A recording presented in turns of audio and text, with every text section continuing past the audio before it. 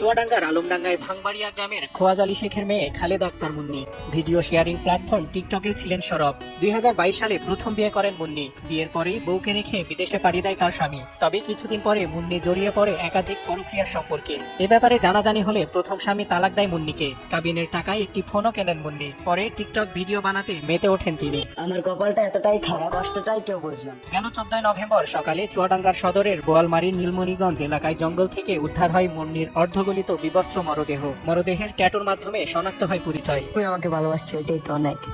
তোমাকে পাওয়ার স্বপ্ন দেখা তো বিলাসিতা। এরপরেই ঘটনার রহস্য উদ্ঘাটনে নামে পুলিশ। বেরিয়ে আসতে থাকে চাঞ্চল্যকর তথ্য।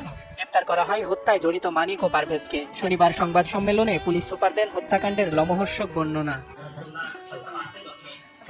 পুলিশ জানায়, গেল 9 নভেম্বর সন্ধ্যায় মানিক এবং তার সহযোগী পারভেজ 20,000 টাকার বিনিময়ে অনৈতিক কাজের জন্য প্রস্তাব দেয় মুন্নিকে। এতে রাজি হলে তাকে ডেকে নেয় বোয়ালমারী শ্মশান এলাকায়। এ সময় তাকে পালাক্রমে শারীরিক সম্পর্ক করে পারভেজ মুন্সি ওরফে স্বপন ঘটনাস্থল থেকে চলে গেলে আসামি মানিক মুন্সি একাধিকবার শারীরিক সম্পর্ক করে।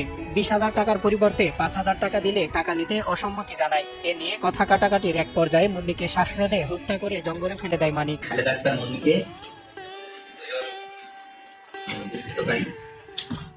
তারা আপনার সাথে খারাপ কাজ করার জন্য আপনাকে নিয়ে যায় চুয়াডাঙ্গা থানাধীন হাজারটি বোয়ালমারী মাঠের ভিতরে পানি কলসের ভিতরে নিয়ে যায় এবং প্র্যাকটিক্যালি সময়ে ওনাকে গণধর্ষণ করে এবং তারপরে পানি কলসের ভিতরে একটা গর্তের ভিতরে গভীর গর্তের ভিতরে এই মেয়েটার লাশ ফেলে চলে যায়।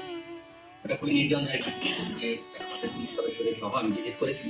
এই জন্য 5 দিন পরে 14 নভেম্বর তারিখে ওখান থেকে বন্ধ বের হলে আন্দোলনের যেসব কৃষক আছে ওনারা পুলিশকে খবর দেয়। আমাদের পুলিশের ডিবি টিম এবং থানা টিম টিম সবাই আমরা আমাদের চুয়াডাঙ্গা জেলার সমস্ত পুলিশ সুপার জনাব খন্দকার গোলাম মোল্লা ডিপিএম মহোদয়ের নির্দেশক্রমে আমি থানা পুলিশ এবং ডিবির ওসি সহ ডিবি টিম নিয়ে উক্ত স্থানে যাই। পুলিশ আরো জানায়, জিজ্ঞাসাবাদে আসামি মানিক জানিয়েছে, গেল 6 নভেম্বর অনৈতিক সম্পর্কের কথা বলে তাকে বাড়িতে ডেকে নিয়ে ব্ল্যাকমেইল করে অর্থ ছিনিয়ে নেয় মুন্নি। এর প্রতিশোধ নিতেই তাকে খুন করা হয়।